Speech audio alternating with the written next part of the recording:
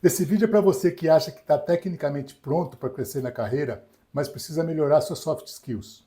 Se você já viu um colega ser promovido quando você achava que era a sua vez, o problema pode estar nos teus comportamentos e habilidades de relacionamento. Se você ainda não me conhece, eu sou o Luiz Eduardo, sou mentor de carreiras e consultor de empresas e já ajudei mais de uma centena de profissionais a atingirem seus maiores objetivos de carreira. Nesse vídeo, eu vou comentar uma matéria da BBC sobre as 17 habilidades comportamentais mais buscadas pelas empresas que estão contratando.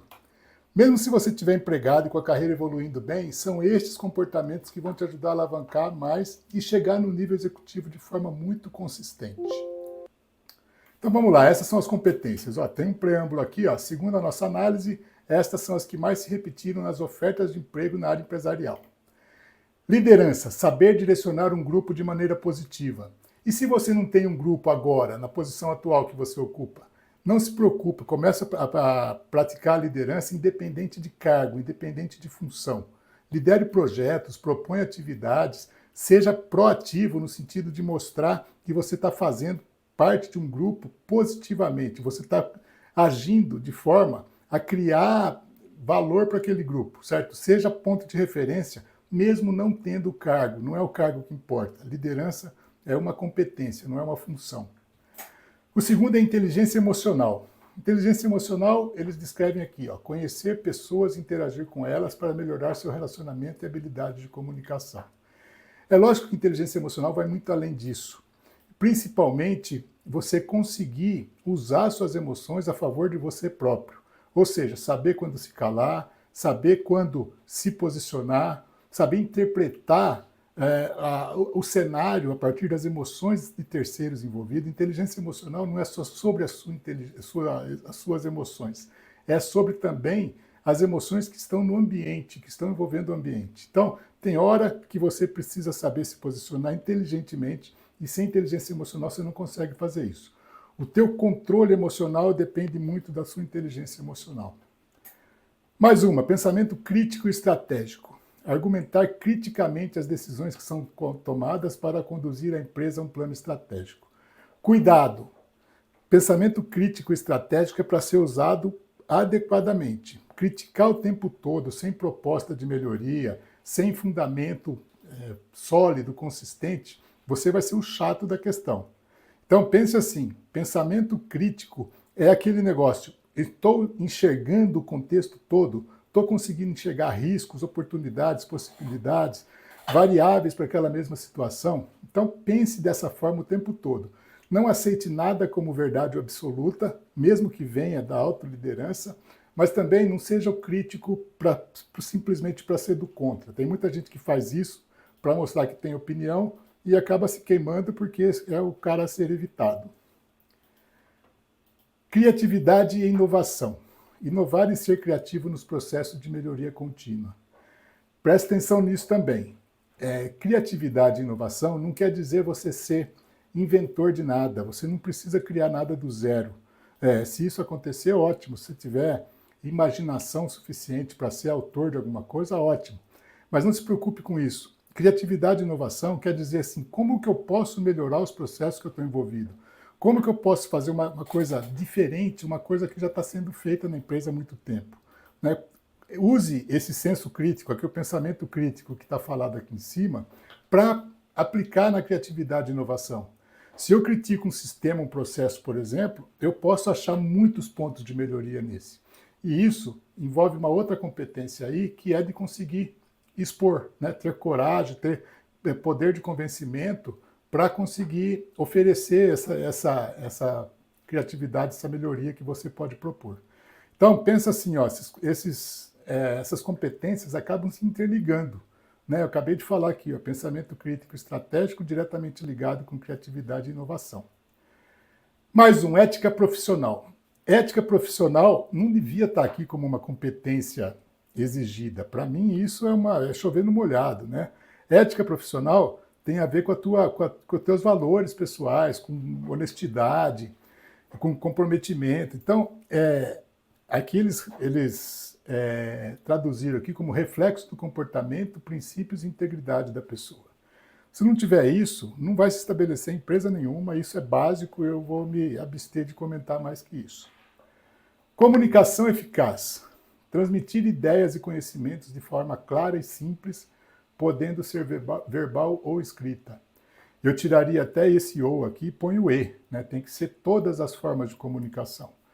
Então, em 100%, eu falo sem erros, com total convicção, em 100% dos programas de mentoria e das consultorias que eu faço nas empresas, comunicação é um problema recorrente. Se ele não for o único, ele é top 3. Então, comunicação, ela dá problema na cadeia toda, né? Então, muitas vezes a gente reclama da comunicação que vem de cima para baixo, para a posição que a gente está, mas não observa muito o jeito que a gente comunica com os nossos subordinados ou com pares, etc.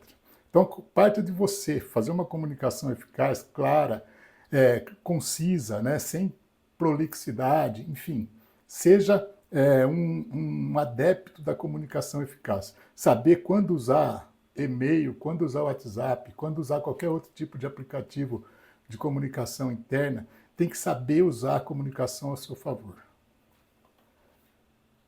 Trabalho em equipe. Disposição para trabalhar com um grupo de pessoas para alcançar um objetivo comum. Isso aqui é muito difícil, gente. Eu sempre falo o seguinte, a gente entra no ensino médio já pensando que vai ter vestibular lá na frente, o Enem, e você está competindo com a maior galera. Então, é você contra a galera e não é trabalho em equipe nisso aí. Aí quando você entrou na universidade, entrou na faculdade, está fazendo o seu curso lá, você tem que concorrer para uma vaga de estágio. É outra vez uma briga individual, um contra um monte. Se você, depois da faculdade, depois do estágio, vai resolver fazer um programa de trainee, é outra briga maior ainda do que do estágio, muito mais competitivo, muito mais candidato qualificado, tal, aí você entra na empresa. Para entrar no primeiro emprego, muita competição, mas muita competição. E aí você entra na empresa, eles querem que você tenha trabalho em equipe. Tem que ter essa abertura para o trabalho em equipe. Sozinho a gente não conquista nada. Eu não conheço ninguém de muito sucesso que não foi apoiado, conduzido, verdadeiramente acompanhado por uma equipe. Então, comece a treinar isso, seja em que momento você estiver na carreira. Sozinho, você não vai a lugar nenhum. Resolução de problemas ou conflitos. Saber analisar e avaliar soluções para imprevistos de forma organizada e metódica. Se você não é parte do problema, faça questão de ser parte da solução. Tem gente que fala assim, não, o problema não é meu, deixa para lá. Se você conseguir ser visto como uma pessoa que consegue enxergar o problema e enxergar variáveis, enxergar alternativas para aquele problema, você vai valer ouro no mercado. Mas vale ouro mesmo. Então, pense assim, resolução de problemas, pense em problemas operacionais, problemas corporativos de modo geral. Esse é um. E resolução de conflitos. Conflitos, estamos falando de conflitos interpessoais, certo? Pode ter conflito comercial, tal, mas vamos falar de conflito de pessoas. Não tem por que ficar discordando de pessoas, a não ser de ideias. Quando você discorda de pessoas, você está individualizando a briga aí, você acaba sendo aquele cara que vai ser evitado por muitos, vai ser a causa você acaba sendo a causa dos problemas. Mas quando você discorda de ideias, de comportamentos, de posicionamento, você pode contra-argumentar com argumentos confiáveis sem atacar a pessoa. Então, você acaba ajudando outras pessoas a resolverem conflitos se tiver essa postura. Adaptabilidade. Você deve ser uma pessoa flexível e receptiva para se ajustar efetivamente a novas circunstâncias.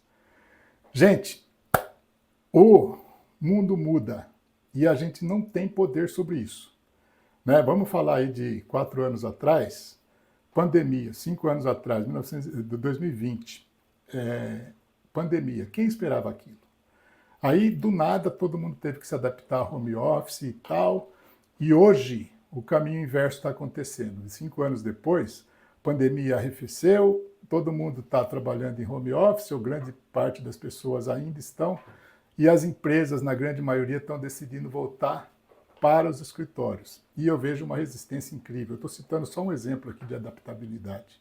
Ninguém estava preparado para para trabalhar em home office lá atrás, e hoje tem uma relutância grande para trabalhar de volta na empresa. Esteja aberto para as mudanças, perceba as mudanças. Se você tiver, de fato, de mente aberta e se antecipar, ser aderente às mudanças que te são apresentadas, você vai sofrer muito menos. Porque a mudança vem com uma força tão grande que não está na nossa mão parar a mudança. E aí quem resiste sofre muito mais.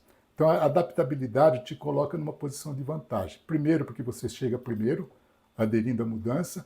Segundo, porque você poupa energia. Não vai se desgastar brigando com uma coisa sobre a qual você não tem controle.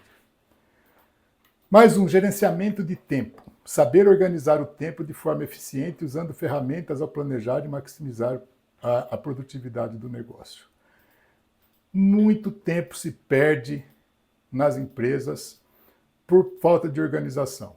Então, manter sua mesa organizada, manter uma lista de tarefas, manter uma agenda, ferramentas de controle de tempo é muito importante. Se você sabe organizar o seu tempo, você consegue programar tempo discricionário, tempo que sobra para você aprender alguma coisa, para você ajudar um outro departamento, para você ser útil, mais útil dentro da empresa. Não é aquele que chega de manhã, baixa a cabeça lá na mesa ou na bancada, seja lá em que tipo de estrutura você trabalhar, e faz aquele só o seu e desesperado. Não que não vá ter, se você tiver controle do tempo, não vai ter acúmulo de serviço. Sempre tem, mas você consegue se sentir no controle. E isso é ótimo para eliminar o estresse, para dar uma sensação de poder maior do que aquela que a gente fica só sobrecarregado de serviço caindo de todo lado.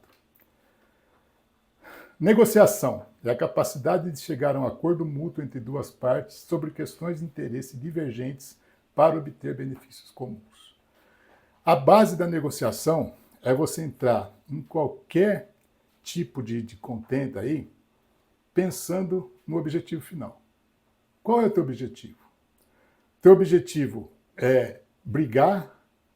Teu objetivo é ganhar? Ou teu objetivo é resolver uma questão?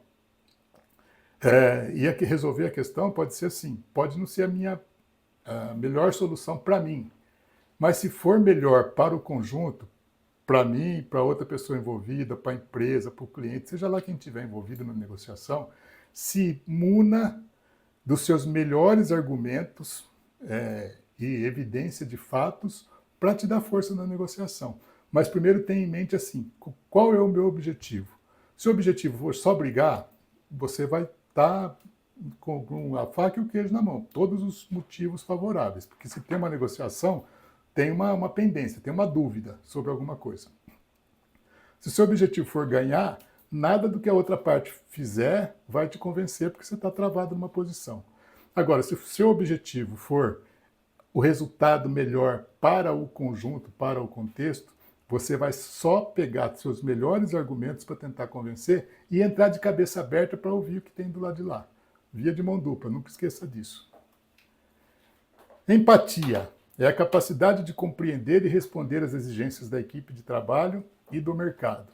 Óbvio que empatia vai muito além disso, né? No jargão popular, aí na definição mais conhecida popularmente, empatia é a capacidade de se colocar no lugar do outro.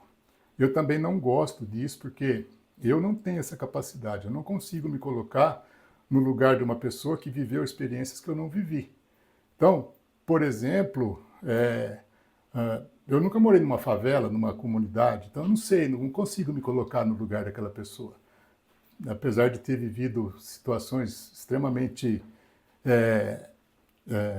difíceis na minha infância e parte da adolescência, nunca morei numa comunidade, por exemplo, só estou dando um exemplo. Mas é importante você saber, para ter empatia, que existe sentimento do outro lado. Se você não se colocar na posição de que o que eu falar vai afetar emocionalmente a outra pessoa, ou a decisão que eu tomar, ou a posição que eu estiver assumindo, vai afetar emocionalmente a outra pessoa, e não me esforçar minimamente para entender isso, em muitas situações eu vou estar sendo extremamente injusto. Então pense nisso. Ó, a capacidade de compreender e responder às exigências da equipe. Você está pensando numa equipe, qual que é a expectativa daquela equipe? Tenta entrar na equipe como um membro dela. E aí você vai exercer empatia, vai ser muito empático na hora que você tomar suas decisões. Orientação ao cliente. Focar nas necessidades e expectativas do cliente, criando valor agregado aos produtos. Então, hoje, orientação ao cliente é pouco, né? Então, tem coisas aí muito mais extremas falando sobre o cliente. Então, por exemplo, obsessão pelo cliente. É o cliente que paga a conta, não tem... o cliente é chato. Mas se o cliente está pedindo coisa que você não tem para oferecer, que não foi contratado, que ele não comprou tal, não é o cliente que a gente está falando. Mas o cliente que está dentro de casa ou você está buscando numa relação comercial legítima, é obsessão pelo cliente, sim. Eu vou muito além dessa orientação ao cliente. Seja em que função você tiver dentro da empresa. Tem gente que fala para mim assim, Luiz Eduardo, eu não sou comercial, então assim, eu não tenho essa preocupação com o cliente. Seja que função for, pense como eu ajudo o comercial a vender, como eu facilito a venda pelo comercial. Ou então, como que eu ajudo o pós-venda, como que eu ajudo esses clientes a ficar satisfeito e falar bem da minha empresa. Isso te expõe positivamente dentro da empresa, como uma pessoa que pensa de fato no valor agregado, que tem uma venda, que tem a manutenção de um cliente, e te promove pessoalmente em termos de evolução de carreira. Tá? Então, obsessão pelo cliente. Cumprimento de metas. Capacidade de atingir metas de acordo com planejamento, execução e monitoramento de ações estratégicas. Mais uma vez, tem um monte de funções dentro da empresa que não tem metas próprias. Se dê as próprias metas. O que você quer que de melhor aconteça para você no final de 2025 ou no final de qualquer ano que você estiver trabalhando? O que você pensa em termos de carreira? O que eu quero aqui dentro dessa empresa? Se você não tem metas específicas, porque a meta da empresa, cumprir meta da empresa é básico. É igual eu falei aqui na questão de ética profissional. Certo? Cumprir meta é para continuar no jogo. Agora, se dê metas mais desafiadoras do que aquelas que você tiver na empresa, supondo que você tenha. Né? Por quê? Porque se todo mundo estiver cumprindo a meta, está todo mundo em situação de igualdade. O que você vai fazer para sobressair? Seja esse cara que faz algo mais, certo? Não pense que, eu tenho, fica só cobrando meta, fica só cobrando cota, né? Em vendas fala-se muito em cota. É assim no mundo. A empresa vive de faturamento. A empresa vive, por exemplo, uma indústria vive de produção. Então tem que produzir. Se não produzir, não tem para vender, certo? Então, meta é essencial. E você tendo suas próprias metas mais arrojadas, mais desafiadoras que da empresa, você está se colocando um passo à frente da maioria dos seus concorrentes na carreira. Mentoria e coaching.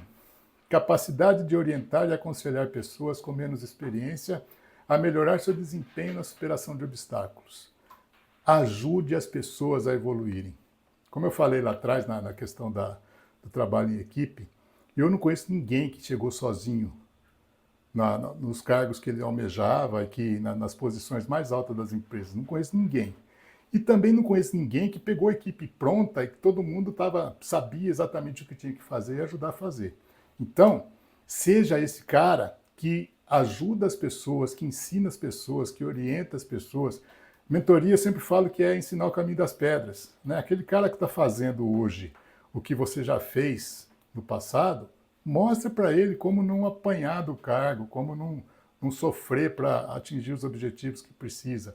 Né? Isso cria lealdade, fidelidade entre amigos, entre colegas, te dá uma base de equipe para você crescer e te sustentar na tua carreira e dá uma satisfação pessoal incrível, né? Porque toda vez que eu vejo, hoje como trabalho profissionalmente como mentor, toda vez que eu vejo a evolução dos meus mentorados profissionalmente, o que eles nem imaginavam conseguir aspirar, e hoje conseguem, eu me sinto feliz por eles, apesar de ter recebido o meu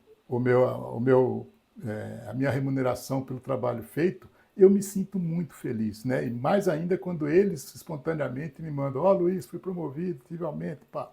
Então, isso, além de te gerar base de apoio de equipe, te dá uma satisfação absurda.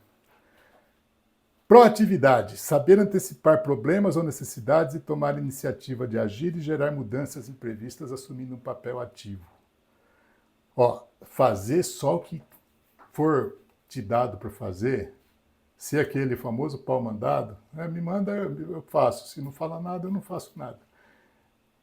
É a sepultura da carreira, certo? Porque, assim, quem está só para reagir, só para obedecer, não está comprometido, de fato, com o resultado. Tem muita coisa que aparece no cenário que você está vivendo ali, no ambiente que você está vivendo, que você percebe e pode, primeiro, tomar a frente, resolver uma questão, expor para alguém, levar o problema adiante, seja lá o que for. Mas ser proativo quer dizer o seguinte, eu entendi uma possibilidade ou uma oportunidade, avaliei riscos minimamente e agi de modo a resolver um problema ou de aproveitar uma oportunidade. Né? Então, eu sempre falo para tomar cuidado com o proativo e o precipitado. Né? Não seja precipitado de querer sair na frente para resolver as coisas, tal, sem ter feito aquilo que eu falei, que minimamente avaliar riscos. Mas uma vez feito isso, ou se não tem essa oportunidade, essa possibilidade de avaliar risco, mas a urgência exige ação, haja. Mostre que você tem iniciativa, né? Proatividade é aquela boa iniciativa, faz o que tem que ser feito, independente se já te pediram ou mandaram você fazer ou não. Responsabilidade e honestidade. Cumprir as obrigações e deveres atribuídos de forma transparente, sincera, íntegra e sem erros. Então, ó, eu vou separar mais uma vez aqui, ó. Honestidade, eu vou pôr como um traço de caráter desejável que todo ser humano tem que ter para viver socialmente, certo? Então, muito mais numa empresa. Mas responsabilidade é assumir de fato o compromisso profissional que você tem com a empresa quando você assinou lá o contrato de trabalho. Seja CLT, PJ, contrato de prestação de serviço temporário, seja qual for, assuma a sua responsabilidade. Se comprometa profundamente com aquilo que esperam de você e com aquilo que você ofereceu para a empresa, né? Mesmo sendo um profissional, um funcionário CLT normal, né? Então, ó, cumprir as obrigações. Então, tem coisas mínimas, como, por exemplo, chegar no horário. Por incrível que pareça, teve casos de consultoria que eu fiz, que um grupo grande na empresa, e eu pergunto, quem daqui acha que é comprometido? E a maioria, né, todo mundo praticamente levanta a mão, por que você acha que é comprometido? Aí o cara fala, porque eu entro às 6 e saio às 18 todo dia, né? O turno de 12 por 36, eu entro às 6 e saio às 18. Então, mas isso não é responsabilidade, comprometimento. Isso é contrato de trabalho, né? Então, chega ao cúmulo de achar que responsabilidade é cumprir horário, por exemplo, e não o que faz dentro daquele horário, né? Então, ó, além de cumprir as obrigações, deveres atribuídos de forma transparente, sincera, íntegra e sem erros, eu digo o seguinte, que gere o resultado esperado por você, né? Aquilo que você se comprometeu a fazer. Muito bem, gente, são esses aqui as 17 soft skills: liderança, inteligência emocional, pensamento crítico e estratégico, criatividade e inovação, ética profissional, comunicação eficaz, trabalho em equipe, resolução de problemas ou conflitos, adaptabilidade, gerenciamento de tempo, negociação, empatia, orientação ao cliente, cumprimento de metas, mentoria e coaching, proatividade, responsabilidade e honestidade. Eu vou deixar o link aqui embaixo da matéria, quem quiser vai lá e ler a matéria completa. E se você ainda não me segue aqui no canal, eu te espero no próximo vídeo, ok? Abraço, tchau!